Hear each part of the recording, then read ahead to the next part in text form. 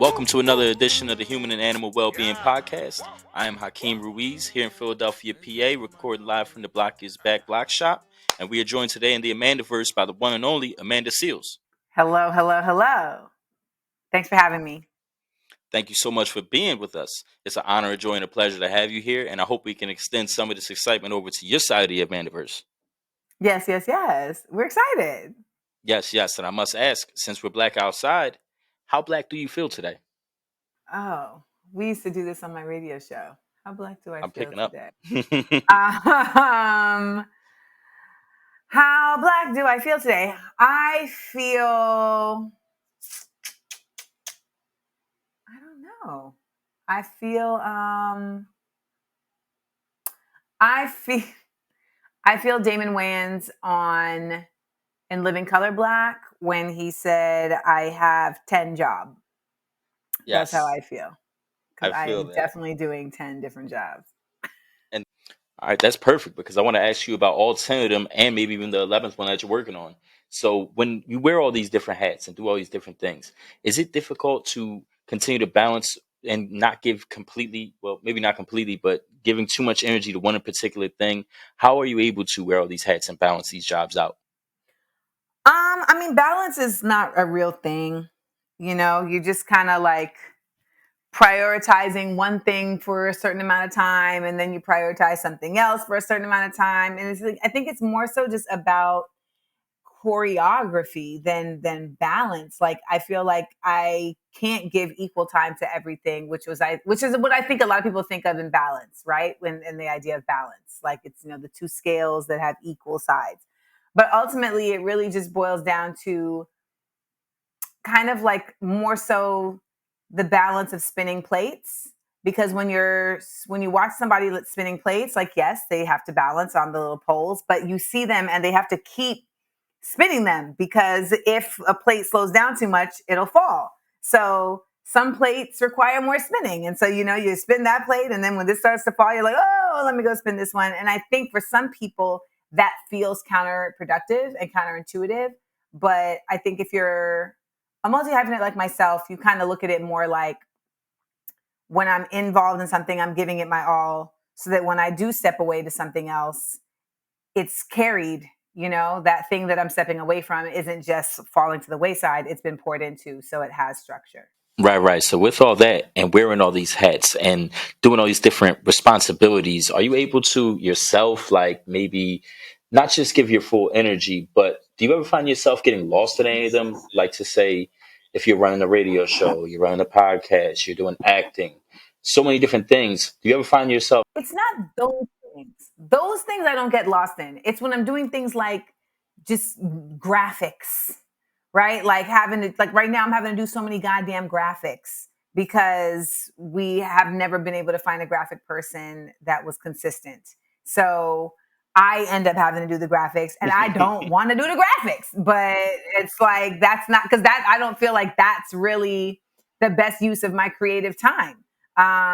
So like, it's like stuff like that, minutia, also just like the business of things you get lost in, right? Like, and I don't know if lost is the right word, but you just get, really in Mhm. the weeds because if you don't, who will? And it's your business. I mean, I think that's the dance of being an artist in commerce. You're gonna have to do business. And sometimes you're doing more business than the art, and it feels really just like not the ideal. And so in a perfect world, you are able to set up a team that allows you to be aware of the business, but to not be focused on it. And with the business, I was watching an interview of yours where you mentioned getting fired from, I believe it was Sirius. And when you have those elements of business, you know who you are and you know what you're about. Is that ever something that like is a deterrent? Is it discouraging, or do you just keep pushing and spinning those other plates and worrying about what you have going on? Well, no, it's not. I mean, especially at this point, I'm like, fuck y'all, so I don't. I mean, I think when I was younger, of course, it definitely starts to play with you because you're developing and you're trying to get your feet wet and, kind of put together this path that you're on. And it feels like you don't have enough experience to know how impactful something really is. In the Hmm. moment, it can feel like something is just the be all end all, or that something is going to follow you for life. And then you realize later that it was a blip, or you realize that it was like a very necessary lesson. Hmm. Um, The building the blocks. building blocks, right? Or is dues paid. So I think in the early parts of my career, just like any young person, I felt a certain level of validation from getting certain positions, and when those may not have gone the way I expected them to, it definitely made me question, like, did I deserve that? You start getting some imposter syndrome, like maybe I wasn't supposed to be there, and so that's why, but or maybe this person didn't like me because I did such and such and such and such. But I think that's just a part of growth and maturation, and you keep evolving and examining these different things. And as long as you continue to do that, I think you will get to the bottom of like what really is and what really isn't. And then that's when you turn a corner to where I am now, which is fuck y'all. Hmm. Now, when you were building up to that, you mentioned your start, and I'm gonna speak from a fan's perspective for a second. When I seen you as Amanda Diva in the early 2000s on Sucker Free Sundays, I was thinking like, "Wow, she makes music now," and then that translates to this and so on. Did you know that you were gonna have these things, or did that kind of just evolve with opportunity, or did it evolve with it believing in yourself? How did you end up to where you are today with so many more things on your plate? There was no strategy. So no, there was no strategy. No, I'm kind of just the type of person where it's like, if something presents itself and it makes sense, like I'll give it a whirl, and that's been to my detriment in some cases, mostly with men. But in terms of like with creative, um, I'll just try something, right? So that might be a character, that might be DJing, that it's a number of things, like a good example of that is, and I've told this story a few times recently, so I feel like this is kind of like on people's mind, but like I started DJing in 2003, and I couldn't do it because we didn't have Serato. And it was like a bunch of crates. And it's just me in the middle of the street at 3 a.m. with like 9 crates of records, like trying to figure out how I'm going to get these uptown. And then once I get them uptown, how am I going to get them out the cab upstairs to my apartment? And, and it was just like, it's not feasible. But I tried it, Hmm. I tried it. Yeah. And then later on, like I would say maybe even like 7 years later, like my homeboy DJ MOS hit me out the blue and was like, "Hey, are you DJing still?" And I was like, "Not really."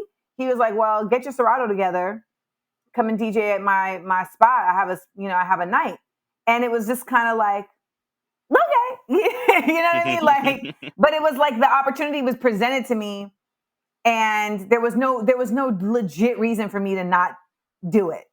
So that's the thing. It's like if there's a legit reason that's just like, no, don't Hmm. do this, like it's gonna get in the way, then I will heed that. But I think for the most part, my way of doing things and kind of exploring all these different mediums has been just see what happens. And then if it sticks, it sticks. Like I started doing a podcast in 2018 because everyone was pressing me to do a podcast. I didn't care about really starting a podcast. Like I wasn't like finding myself saying like I need a podcast. I need a podcast. But people were like really like we would love for you to start a podcast. So I was like, okay, I I guess I'll do a podcast.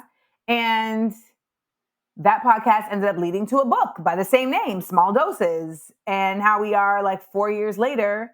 And I'm about to work on something else as a iteration of the podcast. So, that's kind of been my methodology. But I think that also that also is a part of my upbringing. Like I was somebody who was like, my mom would just put me in different shit and I could try it.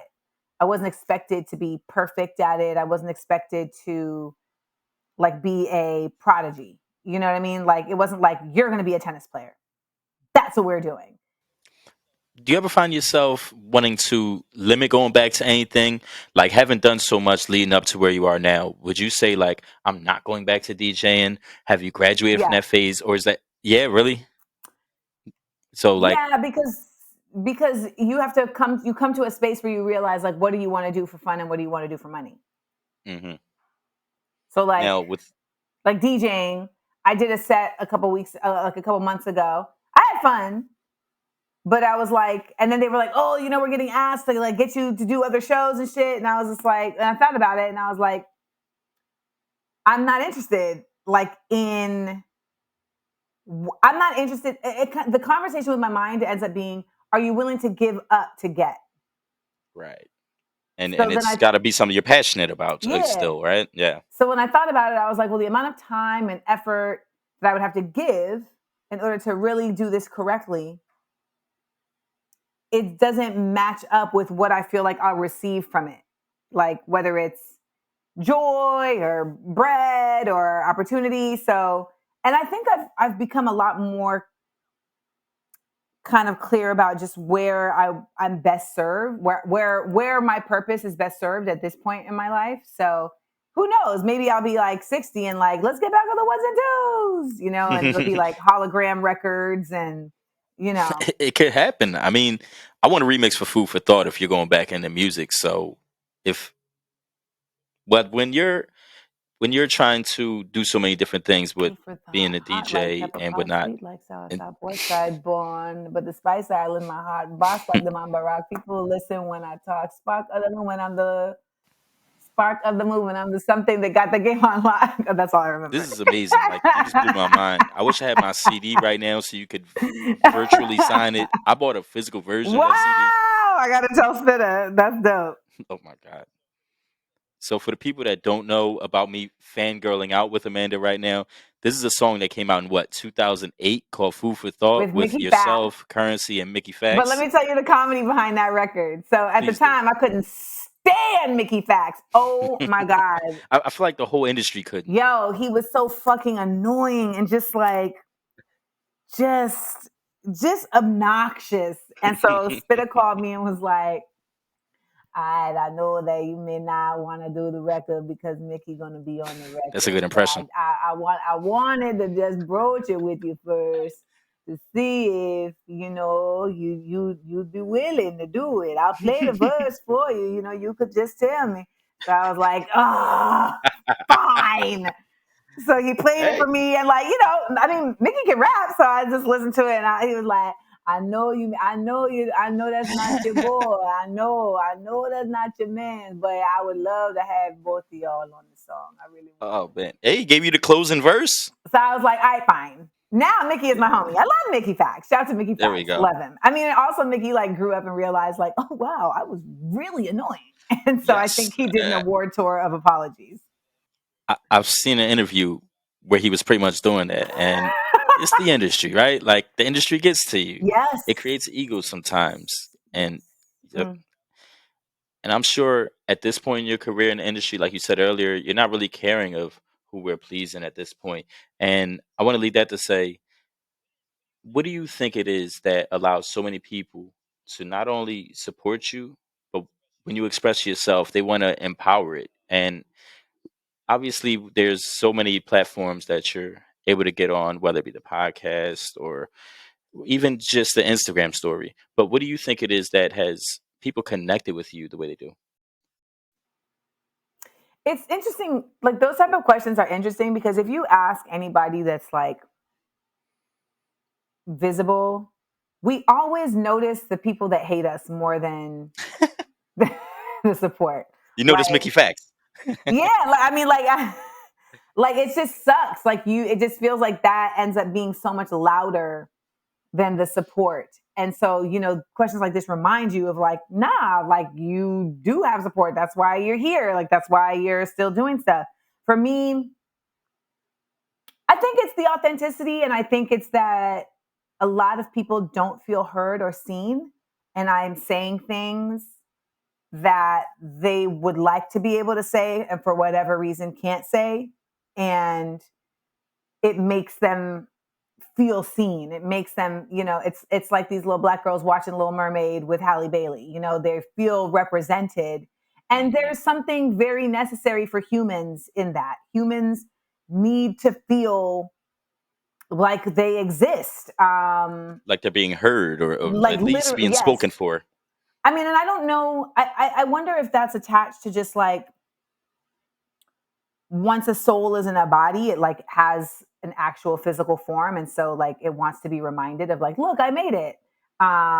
Until it goes on to its next space. But like it's so intrinsically human to need to feel like you see me, right? It doesn't need, and it doesn't need to. It's not like with dogs who like need affection. No, it's just we just specifically Hmm. need to be like affirmed. You Here know, I am. all these like racist MAGA people, all their this whole shit is this they feel seen. That's it. I don't think Hmm. it's any deeper than that. And they'll sign up for anything that's going to make them feel seen, right? I mean, I feel like all the black people that are a part of those movements weren't seen by black people, so they're like, well, these people, I seem to have some type of value to them. It's like, well, they're using you, but it's what it is. So I think that is what I do for a lot of folks. I help them to feel seen and heard and like, that it like affirms that they're not bugging also because we're gaslit on a regular basis. Absolutely. And I think when you're putting it out in a real natural state, I've heard you once say that you used to prepare for certain videos like, I'm getting on because I have something to say. And I think that is something Yeah. that is always going to get people's attention because it's like she really wants us to hear it, not just see it. And this is a message. This has to be heard. And Yeah, I mean, I think with, it's oh, go I ahead. was going to say, within what you said, I wanted to backtrack a little bit because you did mention your dog. Well, not your dog in particular, but I want to touch on, well, I have the names of your pets here and I want to try to go through them if you don't mind. I want you to tell me what the listeners, I want you to tell the listeners what the names are Okay. from. So I got Hurry or Huri, Lando, Close. Yeah, yeah, and yeah. Jordy. Yes. Okay. I tried my best on it. You nailed it. If you could please just tell us a little bit about these loved ones. So Lando is my oldest, who's been with me since 2013, and I got Lando from the Harlem ASPCA, and Lando is lying right here next to me, and I'm trying. I don't want to disturb him, but Right, let's right. see. You can Let's see. hope Lando gets into it. Does Lando have to sign a waiver now? Whoa. that was that was Yeah, dirty because I was gonna say Lando doesn't bark. the pool guy the pool guy just got here. Hey, hey, hey, hey, hey, hey, hey, hey, hey, calm down, calm down. Um, so that was dirty. So Yes. Lando is he is named after Lando Calrissian of Star Wars. Hold on, because now this is a thing. Hold on. Should have mentioned Jordy. I brought his name up, and now We know he's Jordy's acting there. out. Okay, I know he's there. Thank you for telling me. This must be a really scary pool guy. Okay, come here. Get your chewy. Get Oh, your are we chewy. gonna get Jordy on camera? Let's hope we already got Jordy on audio. Thank you. Actually,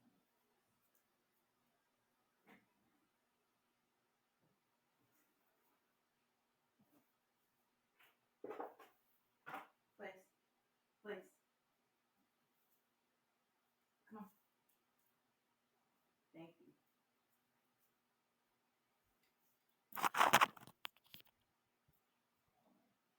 All right, Jordy, settle down. Yes, Jordy is very cantankerous. He's a he's a watchdog. Whoa, Um, I love that word cantankerous, and I don't know what it means. cantankerous. It means like easily irritated. I'm Uh, using that all week.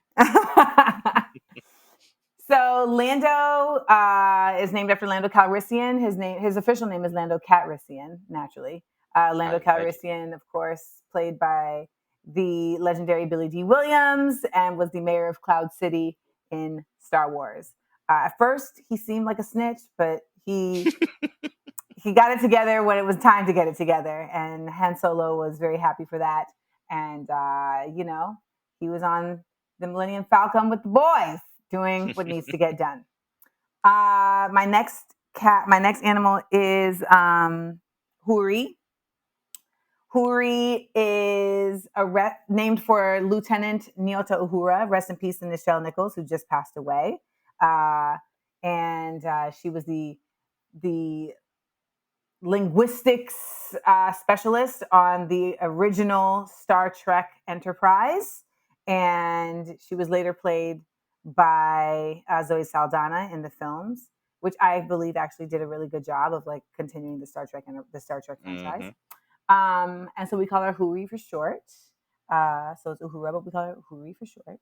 And Huri is a rescue that I actually ended up getting because I had originally went and I rescued a kitten from an organization, and the kitten attacked Lando, and I just panicked, and I was just like, it's not going to work.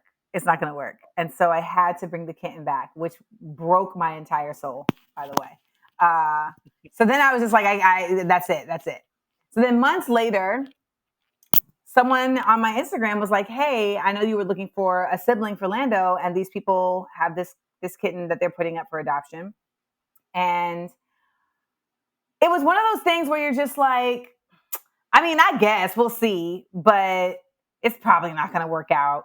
And every step of this process that should have been an obstacle ended up not being an obstacle. So like, I'm like, oh, these people aren't going to respond to me. They respond to me. I'm like, they probably live really far away. They live 10 minutes away. I'm like, I'm going to get there and they're going to be funny style. Lovely people. The cat's not going to like me.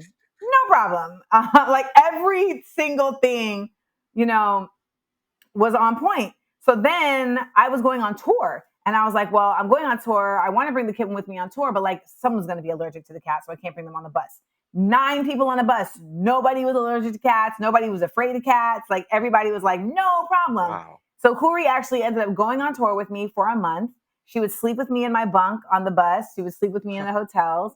I had like a little litter box, and I would bring my litter box and my litter into the hotel room and set her up, and then I would go do my show and come home, and we would get on the bus and go to the next city. So she slept in the little crook of my neck for a month, and then when we got back, I introduced her to Lando.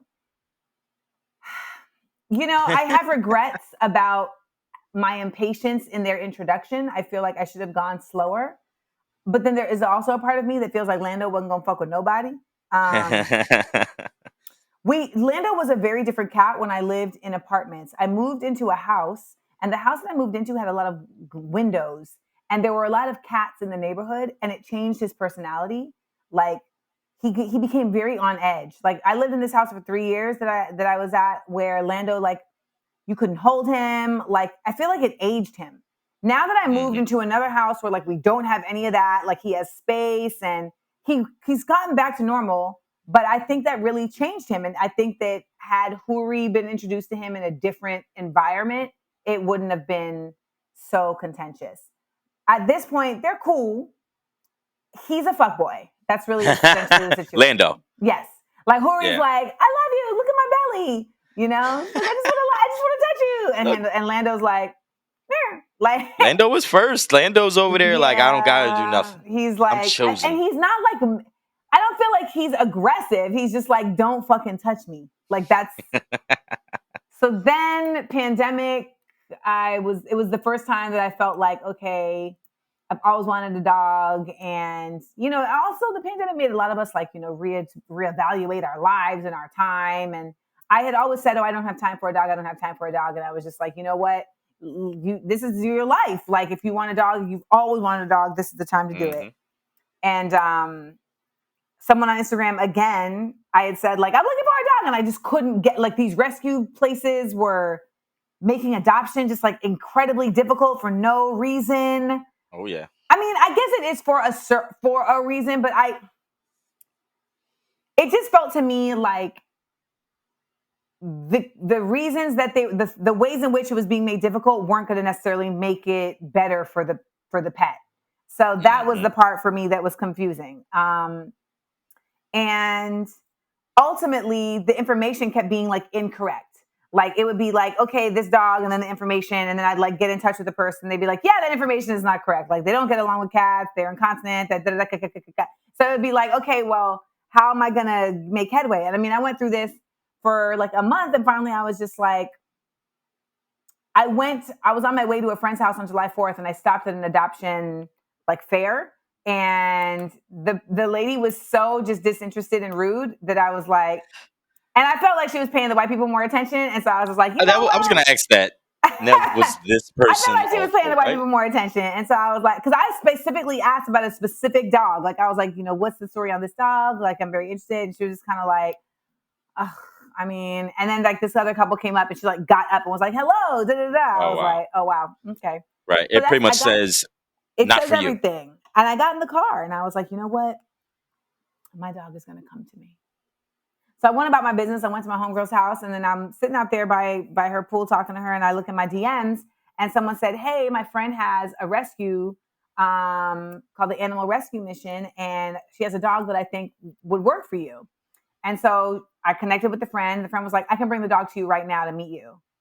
And I was like, "Really? I'm in Canoga Park." And she was like, "Send the address." So like I literally said, "My dog is going to come to me." And It Shira happened. literally brought the dog to me. So me and Jordy got to hang out on the front lawn. He knew exactly what to do to get adopted. He was super chill. He was like this super chill puppy. And it was like, oh my God, this puppy's like super chill.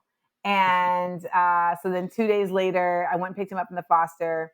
The second I got him in the car, the Wow. exact opposite of super chill. The second I got him in the house, he shit, he peed. I mean, and I'd never had a dog before, so it was like very alarming for me Right. at first. And I won't lie to you, the first 3 weeks, I was definitely like, I don't know if this is for me. I don't know if this is for me. I don't know if I'm a dog mom. And people were like, just stick with it, just stick with it. And then I learned about like training. And so, I was very fortunate to be able to afford to put Jordy in training. And that was abundantly necessary and helpful. And now Couple years old and well behaved. he's 2.5. I mean, listen, you saw that he was barking, and I've learned how to talk to Hmm. him and like get the point across. He's not barking. Oh yeah, and So that's a. I'm sure that was a process to yes, even get to that point. and my man is also like he grew up with dogs, and I feel like I've learned a lot from him just in terms of how to interact with Jordy. We still can't get him to stop shitting in the library in the house. It's a specific area. I don't think Jordy Specific likes to read. area. No, I think it's the colors of the room that make But wait, him, aren't dogs supposed to not see color?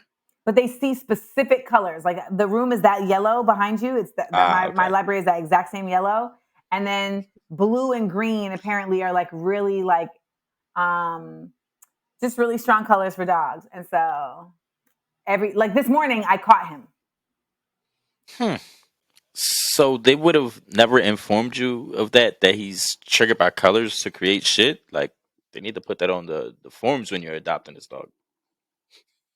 Yes, yes. So If I could, I that's want to ask you a little more about that adoption process. Not just necessarily yeah. what you went through, but I'm also familiar of something you've done about when you spoke out on Instagram against the Dodo page, which is, it promotes a lot of Oh, not equal representation, I should say, to say the least. Now, with that, what is your yes. thoughts on some of the just the appearance of this space of humans and animals?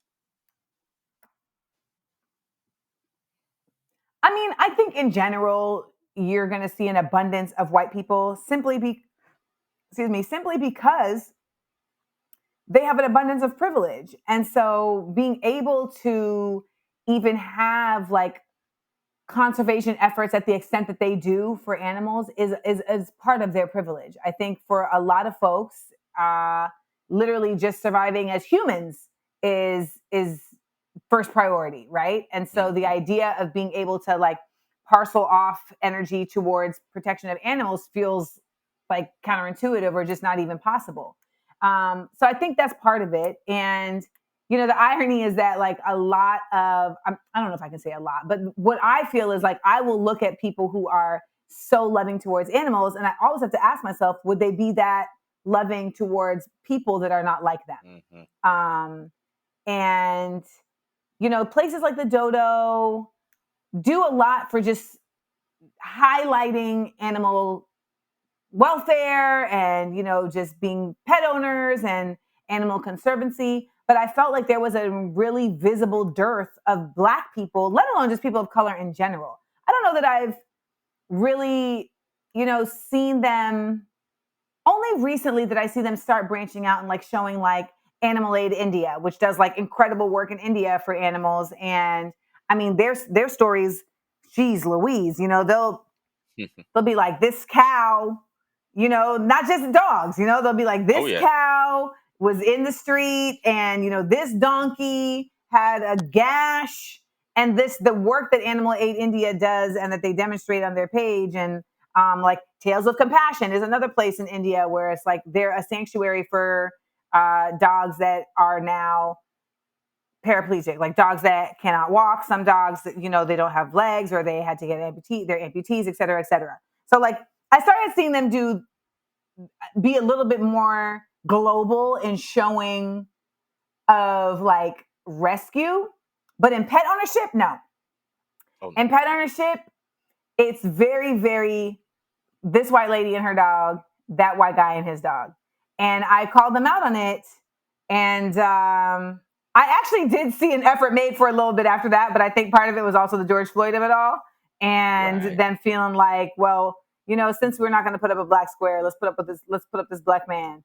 Hmm. And but that's what has to happen, right? Like you have to actually tell people and say it out loud and make them feel uncomfortable.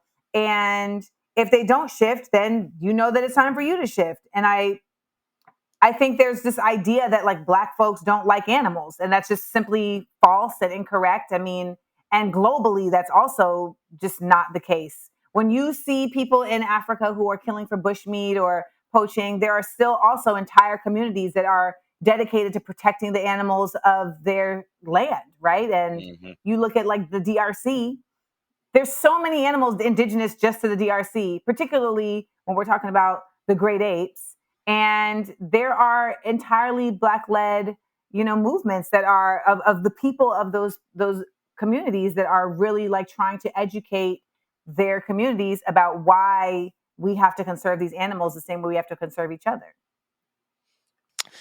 And within this space, it seems like they're just forever hung up on Michael Vick, as if we're all getting blamed for what has been done in the past, which is like what 10 years ago, 15 years ago at this point. And like you said, at this point, it seems like there's no representation publicly, as also as if like we're all just bad owners.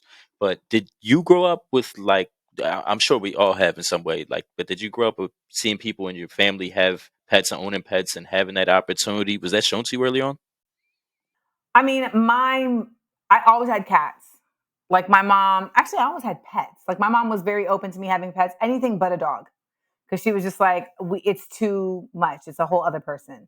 So I had cats, I had ducks, I had rats, I had a hamster, I had birds, I had fish. Like, I mean, I basically had everything but reptiles. So, and in Grenada, my mom is from Grenada. In Grenada, people have pets, but they're not like in the house. Like culturally, it's not the same. But you have like this dog knows it's going to get fed here twice a day. So now this is our dog. Like, And is that like an impossible way of being? Because obviously we live in a place like where now you see a dog on the street and it's like the end of the world and people are panicked. But are we too like strict with things at times? Is that fair to say, or should it continue to be allowed to like just go to proper families and proper households and whatnot? I mean, listen, they're called domesticated animals, so they should be in a they should be domesticated, right? I think the reality is that I would like to see every dog have shelter. So there's one thing for a dog to be on the street, there's another thing for a dog to not have shelter, right? So, I think in a lot of island communities, we just see so many dogs that are just simply not able to be cared for because there's so many, right? And because there's no TNR, on the island, and there's no real abundance of veterinary services, et cetera. I think when we talk about like dogs not necessarily being inside a home, we're just also opening up the opportunity for things like parvo, where other bacterial infections and just injury happening that can't be dealt with. It's not like they're on the it's not like they're a part of the tundra, or they're on the African grasslands. Like they're amongst people. So it is weird for me when I see like dogs in the streets amongst people because I'm like, well, if you have and people with means. Like that's weird to me. Like when I'm like, okay, people are coming to this restaurant and the dog is eating the food off the ground, but like where does it sleep? Right? And if something happened with this dog in terms of it got hit by a car or it got bit, etc., like would it get cared for? So I think that's part of it, is just like the this assuming of responsibility. When I see people in America who have dogs and they're like, yeah, my dog stays outside in the doghouse, I'm like, get the fuck out of here, yo. Like, that's silly. Right. Like, we culturally, that doesn't even line up. Speaking of culturally, I wanted to, before we get out of here, just address that today is the start of Hispanic Heritage Month. And I wanted to know if you had anything that you're rolling out this month or that you are hoping to honor or that you want to draw attention to this month. Well, you are putting me on the spot because no, I don't mean I do to. not have anything planned for Hispanic Heritage Month. But for the record, I didn't do anything special for Black History Month either. So, to me, it's like I'm always talking about everyone all the time. So when these particular spaces come, like I feel like I'm left behind. Like unless I like tell my social media person like, hey, remember, Black Oh, Music Month is yeah. coming. You know what I mean? Like we forget because I feel like there's a constant flow of content that I'm creating that attempts to, call attention to all groups. I mean, my focus is on Black folks, particularly Black Americans and Caribbean folks, just because that's my own personal existence. But I try my best to make all year, you know, I try my best to make 365 days of the year a time to show light to Latin Mhm. heritage, to Black heritage, to global. Just To be I open sound like and I'm tap. accepting. I sound like I'm tap dancing right now, No, by all but means, you're being real about it, I ultimately, like feel. I just don't. I find out about these months. I'm like, oh really? And I usually find them out because I've like gone to like World Market or something, and they're like, it's Latin Mm. Heritage Month. Here's all the Latin stuff we have on sale. Like, But that's beautiful to hear though, because someone who has seen you develop through media and so on, to know that we're not always on point of everything. And just because we're aware of things doesn't mean that we're always having to be the most in the know and also the most prepared. As long as we care and are open to it. people really have a unrealistic expectation that people are going to have that, and I just wish that they would be more thoughtful about understanding that there's no real way for everyone to know everything. Yes, it's impossible. And I've learned a lot through this conversation, and I was able Thank you. to nerd out with you for a little bit over some currency. We heard Jordy in the background. That was amazing. And I want to thank you one more time for being with us. But before we get out of here, I got one more. It's a very personal question to you. So if you want to give us a simple Okay. answer, please. If you want to make it complex, go ahead. But what is your why? My why is because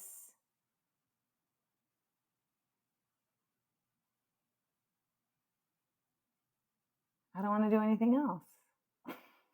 I like that. But it's just being yourself. It's a full-time job and you want to continue to be it, right? Yes, exactly. Well, I truly appreciate your time, Miss Amanda Seals. Thank you for being here on the Human and Animal Wellbeing Thank you Podcast for and having How the me. Block Gives Back and Care. And we appreciate you. And I'll see you November 12th in Philly on your tour. All right. Shout out to Philly Cannons. Me and a bunch of people will be back there making all sorts of ruckus and whatnot in support, of course. Good. Good, good, good. Well, thank you all so much. You're the best. Appreciate it so much. Woo, woo, woo. Yeah. Whoa, whoa.